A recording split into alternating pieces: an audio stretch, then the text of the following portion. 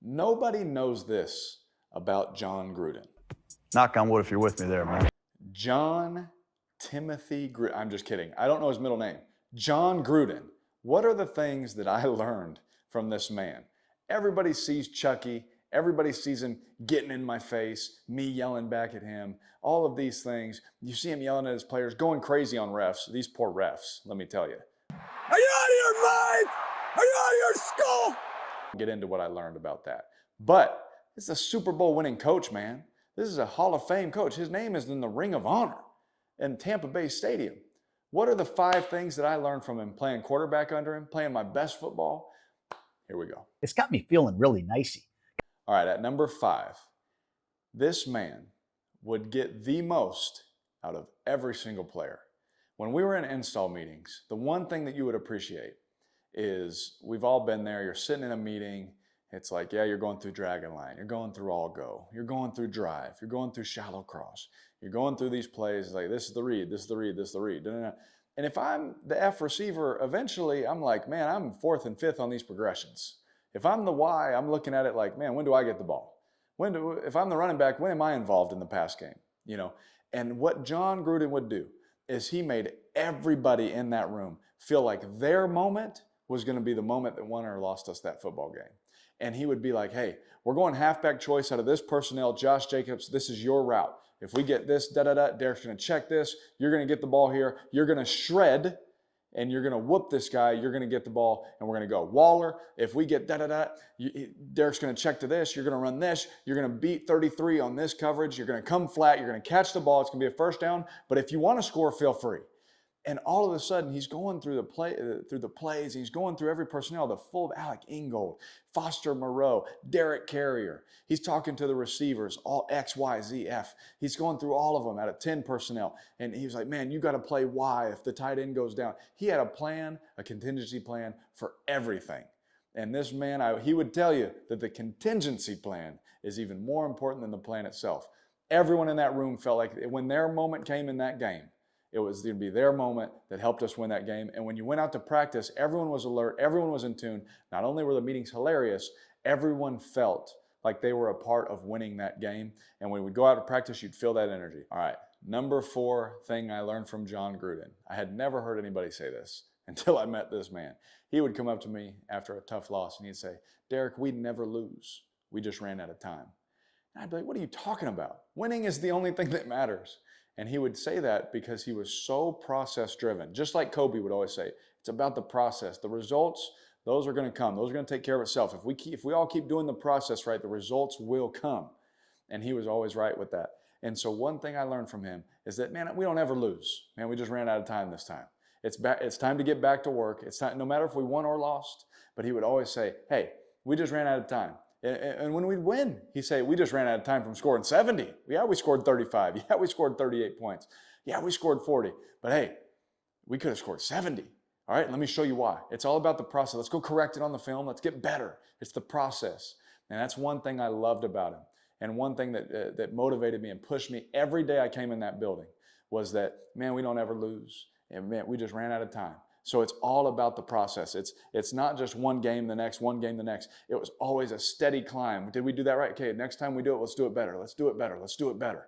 And so what he would always say to us, man, it's never good enough. You're never quick enough. That you didn't watch enough film. And he would always just keep pushing the process farther up the ladder. He was always someone leading us and pushing us to be better in every single area of our football careers. And that's one thing I appreciated about him. All right, number 3 thing I learned from this man is there is not enough tape and film in the world for him. He would pull up clips of Jerry Rice running lookies. He'd pull up a clip of someone running a lookie the week before. He'd pull up someone in a parking lot of a Target. What looked like a lookie, but they were just running away from the security guard. Like, this guy was unbelievable. He would find anything he could to motivate us and show us film and to show us anything he could to help us be better football players and help our team, help our program be better, help the franchise be better. And I remember coming in a couple hours before during OTAs, and I'm like, man, I'm going to get there early. I'm going to show him how much it means to me. I'm like, dude, this guy's engine is cold. And I thought I was already an early guy. I said, you know what? I'm going to get there 30 minutes earlier the next day. Man, I went 30 minutes earlier, didn't beat him. 30 minutes earlier, 30 minutes earlier. 30. I had to go almost three and a half hours earlier than I usually did just to beat this man in. And I don't even know if I beat him in. I think his car just wasn't there. I think he slept in the office. This guy was insane. He'd pull up film of crazy legs, Hirsch running down the field. He'd pull up anything he could to motivate us. He saw every clip of film. I tell everybody, what's the coolest thing? One of the coolest things you know about Jon Gruden. He has seen every play of football ever at all levels. I'm telling you, he'd pull up high school tape he's like, you guys, Waller, we're going to throw you these 50-50 balls on the shred line. We didn't call it the red line. It was the shred line because Waller would shred. He said, we're going to throw you these balls. He would find some high school kid making some great catch that none of us had ever seen. He would just show us these crazy plays just to get your imagination and your creativity going that, no, I'm going to make that play when it comes to me. And so, again, I learned a lot of things from him, but that's number 3. The number 2 thing I learned from Jon Gruden was how a head coach can dominate a room.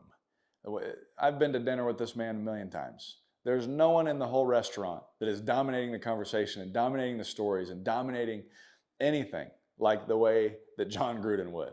He was the same way every area that I was ever around him, and especially in the meeting room. This man would make everyone feel so special and so important and so vitally important to our team's success. He would show clips randomly of guys in college that were on the practice squad. It says, we need you to do this week to Renfro. I need you to cover him this well. And man, we'd get the best looks at practice. And Hunter would have to work extra hard to even get open. Man, he would show clips of someone on a former team. He's like, man, look at this play. He'd always show this Kenyon Drake play of him he's checking his protection, he's chipping the defensive end on his back, he's catching the check down, picking up a 3rd and 20 and running for a first down. He said, Drake, that's awesome, but you're going to play your best football for me, man. And man, you'd see the guy, like everyone be laughing and smiling, but like, yeah, dude, like I got you. Doug Martin, you've been a great runner. You're going to run your hardest for me. When I give you that ball, I need you to think about that. You need to run the hardest you've ever ran in your life. Do it for me and do it for your teammates. He'd go to the defense. I remember DA let him talk to our team one time. He's like, Cam Jordan, man, you got me fired in Tampa Bay, man. And he was like, dude, going off about how good a player he was. Man, we had to check and chip you all the time. We had to do these things.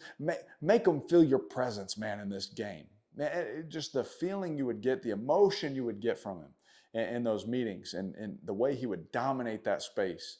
Man, it had you leaving like as if there was heroic music playing. And you were pulling the sword off your back and you're about to go defeat your enemy. Like you were like, yeah, I'm going to win. Yes, I'm going to do my job for him and for my teammates. And so he had an amazing way to control the room. Nobody knows this about Jon Gruden. And it's this. My number 1 thing is how much he loves, and I don't say loved, I say loves his players. I will tell you 100 stories about him putting his arm around me, about him telling, man, I love you, man. He's told me he loves me more than some of my own family members. This guy's unbelievable how much he's taken. Everyone was saying like, I don't know if Gruden and him will get along, this and that. This man tells me he loves me more than some people closest to me. Love you, man. Love you, man. Love you. Love you. Take care of the ball. You're doing great stuff. I will. Yes, sir. And that's including Brandon. All right. And so you're like, who's Brandon? He's behind the camera. But Jon Gruden loves his players.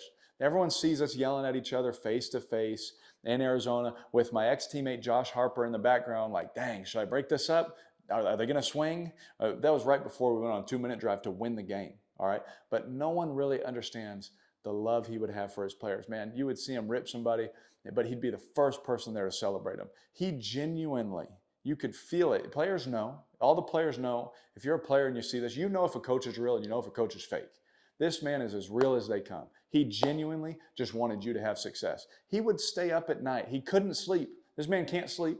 Everyone's like, he's there at 4:30 in the morning. He's probably there earlier. Okay? He couldn't sleep because all he would think about is, how do I get Derek another completion? How do I get Waller the ball in his hands? How do I get him open? I don't want to make it hard on him. Yes, athletically and talent-wise they can do things, but how do I make it easier? How do I come up with a new scheme, a new way to run a route? How do I do that so that they can have success?